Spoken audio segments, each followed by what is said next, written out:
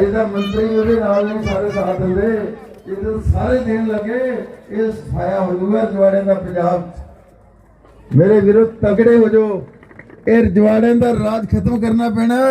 ਕੇਜਰੀਵਾਲ ਸਭ ਤੋਂ ਵੱਡਾ ਰਜਵਾੜਾ, ਉਹ ਤਾਂ ਅਬਦਾਲੀ ਤੋਂ ਵੀ ਮਾੜਾ। ਇਹ ਤਾਂ ਕਹਿੰਦਾ ਚ ਭਗਵੰਤ ਮਾਨ ਨੂੰ ਬਣਾਉਂਗਾ, ਕਿਹੜੇ ਸੁਪਨੇ ਭਗਵੰਤ ਮਾਨ ਸਿਆ, ਇਹ ਤਾਂ ਸਿੱਟਾਂ ਆਣ ਦੇ, ਇਹ ਲੁੱਟ ਕੇ ਲੈ ਜਾਊਗਾ ਪੰਜਾਬ ਨੂੰ ਜੇ ਦੁਬਾਰਾ ਮੁੱਖ ਮੰਤਰੀ ਆ ਬਣੂਗਾ। ਤੁਸੀਂ ਕਿਹੜੀਆਂ ਗੱਲਾਂ ਕਰਦੇ ਹੋ? ਜਿਹੜੇ ਟਿਕਟਾਂ ਫ੍ਰੀ ਨਹੀਂ ਦੇ ਸਕਦੇ, ਇਹ ਕਾਂਗਰਸ ਪਾਰਟੀ ਆ ਜਿਨੇ ਕਦੇ 10 ਰੁਪਏ ਟਿਕਟ ਤੇ ਨਹੀਂ ਲਏ। ਕਰੇ ਟਿਕਟਾਂ ਭੇਜਦੀ ਆ, ਕਦੇ ਦਿੱਲੀ ਦਾ ਦਫ਼ਤਰ ਨਹੀਂ, ਮੈਨੂੰ ਪਤਾ ਕਿੱਥੇ ਮੇਰੇ ਇਸ ਦਾ ਦਫ਼ਤਰ ਆ। ਤੀਜੀ ਵਾਰੀ ਟਿਕਟ ਆਈ ਆ, ਕਦੇ ਰਾਹੁਲ ਜੀ ਕੋਲ ਨਹੀਂ ਗਿਆ, ਕਦੇ ਜਨਰਲ ਸੈਕਟਰੀ ਕੋਲ ਨਹੀਂ ਗਿਆ, ਕਦੇ ਪੰਜਾਬ ਦਾ ਇੰਚਾਰਜ ਸੈਕਟਰੀ ਆ ਸਾਡਾ। ਉਹ ਕਿਹੜੀ ਹਾਈ ਕਮਾਂਡ, ਮਹਾਰਾਜਾ ਕਿਸੇ ਨੂੰ ਨਹੀਂ ਜਾਣਦਾ, ਕਿਹੜੀ ਸੋਨੀਆ, ਕਿਹੜਾ ਰਾਹੁਲ, ਕਿਹੜੀ ਪ੍ਰਿੰਕਾ। ਕਮਾਂਡ ਹੋ ਗਿਆ ਸੀ ਇਹਨੂੰ। ਕਹਿੰਦੇ ਜੀ ਤੇਰੇ ਕੱਦ ਤੇ ਕੋਈ ਲੀਡਰ ਹੀ ਨਹੀਂ ਕਾਂਗਰਸ। ਜਿੱਦਣ ਮਾਂ ਦੇ ਪੁੱਤ ਨੇ ਅੱਖਾਂ ਕੱਢੀਆਂ, ਭੇਜਿਆ ਹਰੀਸ਼ ਚੌਧਰੀ ਨੂੰ, 12 ਘੰਟੇ ਨਹੀਂ ਲੱਗੇ, 12 ਇਹ ਪ੍ਰੈਸ ਵਾਲੇ ਬੈਠੇ ਆ। ਇਹ ਕਹਿੰਦੇ ਸੀ ਬੀਬੀ ਨੂੰ ਟਿਕਟ ਨਹੀਂ ਮਿਲੀ, ਤੇਰੇ ਕੋਲ ਤਗੜਾ ਕੈਂਡੀਡੇਟ ਆ ਗਿਆ। ਮੈਂ ਇਹਨਾਂ ਨੂੰ ਕੋਈ ਗੱਲ ਕਹੀ ਸੀ, ਤੁਹਾਨੂੰ ਭੁਲੇਖਾ। ਜੇ ਟਿਕਟ ਮਿਲਦੀ ਬੀਬੀ ਨੂੰ, ਇੱਧਰ ਮਿਲਦੀ ਸੰਧੂ ਨੂੰ। साडे बॉस ने, महारानी साहब ने, महाराज भारतीय जनता पार्टी है जो दोनों पैरों से पंजाब में नहीं चल रही है, वो आपके जिले से एक स्टिक लेके आगे चलने का प्रयास कर रही है। और उसके आगे जाके आप लोगों को यहां मैं बताना चाहता हूं कि बीजेपी किसी हाल में कांग्रेस को रोकने का पूरा यहां सरकाना प्रयास कर रही है, इसलिए खुद लड़ रही है। मगर खुद लड़ते लड़ते फिरोजपुर के फ्लाईओवर से जब से गाड़ी पलटी है, तब से गाड़ी नहीं पलटी तो भाजपा भी पलट गई है। एक कहावत है, टांगा पलटी घोड़े फरार। तो टांगा भी पलटी हो गया और उनके घोड़े जो है वो भी फरार हो गए, ढूंढ के भी मिल नहीं रहे कहाँ है। कुछ हमारे, कुछ इधर के भी घोड़े उधर जाने की बात चलती थी, मगर जैसी गाड़ी पलटी हो गई, टांगा पलटी और घोड़े फरार हो चुके हैं। मगर भाजपा ही जो है ये सबक लेने के लिए ये आज भी तैयार नहीं, खुद भी लड़ रहे हैं, बी टीम भी लेके लड़ रहे हैं। और झाड़ू के नाम पर जो टीम है वो भी उन्हीं की टीम है।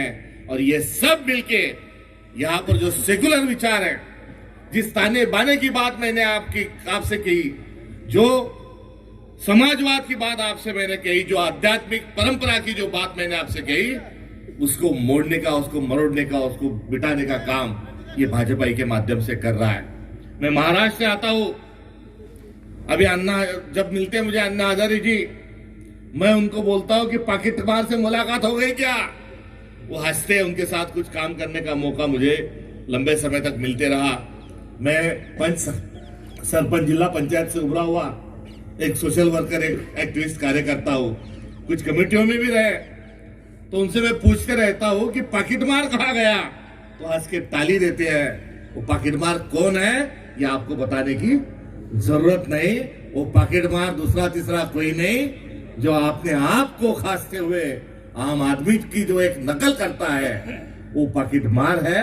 और वो पाकिट मारता किसका है? तो भोले भाले लोगों का पाकिट मारता है। और पाकिट मार के देता किसको है? तो ये सवाल आपके बीच में मैं चर्चा के लिए छोड़ देता हूं।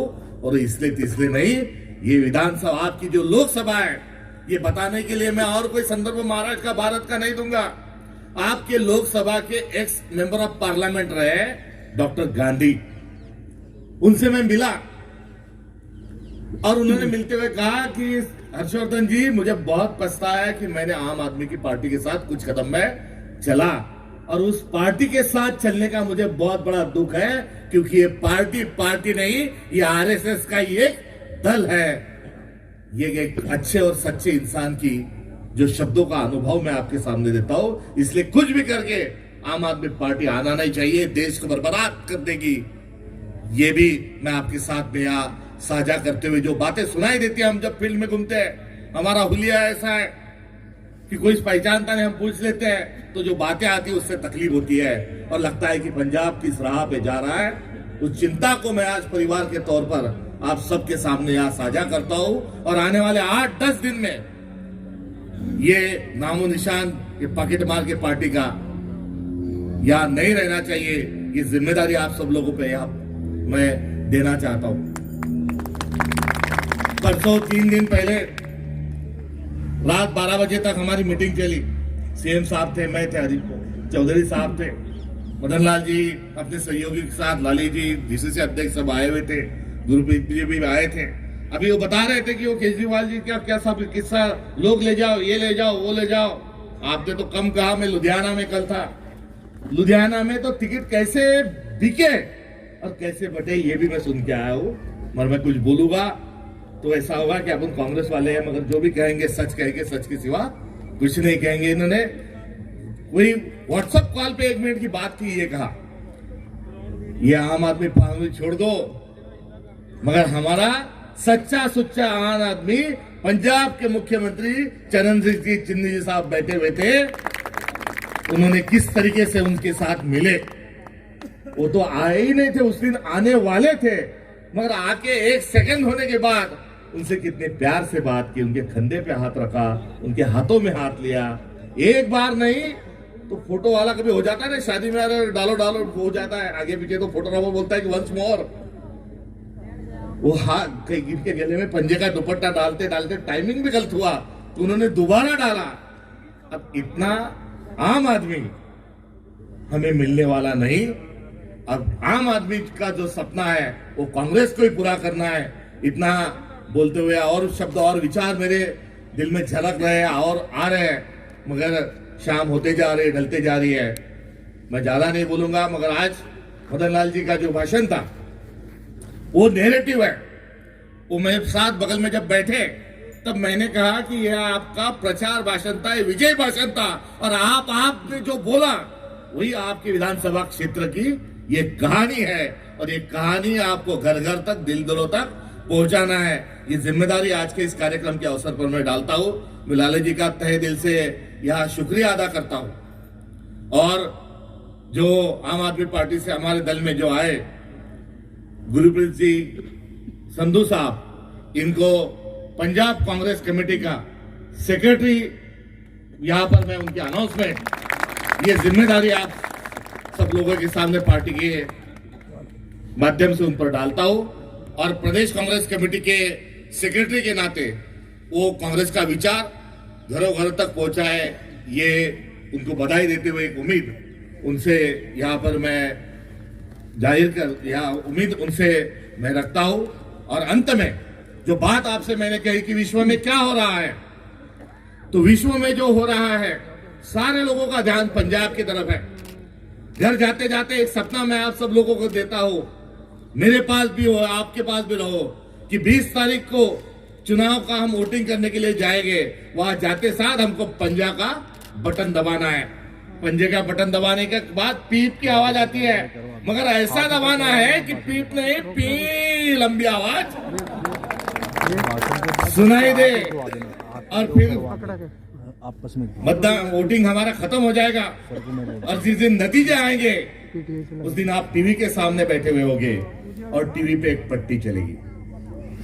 क्या पट्टी चलेगी कि पटियाला के किन्नौर विधानसभा से मदन लाल जी रिकॉर्ड ब्रेक, पिछले से भी ज्यादा रिकॉर्ड ब्रेक वोटों से विजयी हो रहे हैं, आगे चल रहे हैं। ये पीछे पट्टी चली और ब्रेकिंग न्यूज आना चाहिए कि पंजाब में 2/3 मेजॉरिटी के साथ कांग्रेस सत्ता में वापसी कर रही है।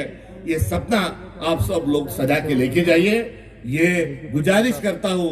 और इसी मीटिंग के माध्यम से अंत में मैं बीजेपी के ABCD जो टीम है वो तमाम टीम को यहाँ पर से मैं उनको चुनौती देते हुए समझाना चाहता हूं कि ऐसा मत करो, क्योंकि ये हमारे देश की जो नींव है और हमारी जो सभ्यता है ये मचलती है तो भूचाल मचल जाते हैं, ये मचलती है तो भूचाल मचल जाते हैं, उबलती है तो तूफान उबल जाते हैं। इसे बुझाने की कोशिश मत करो मेरे भाइयों, इसका तेवर बदले तो इतिहास बदल जाते हैं।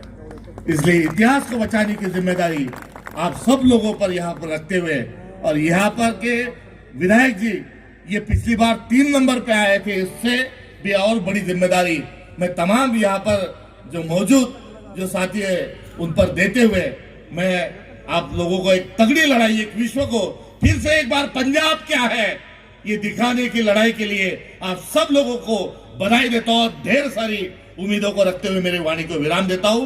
जय हिंद, जय भारत, जय पंजाब, जय कांग्रेस। कभी आपको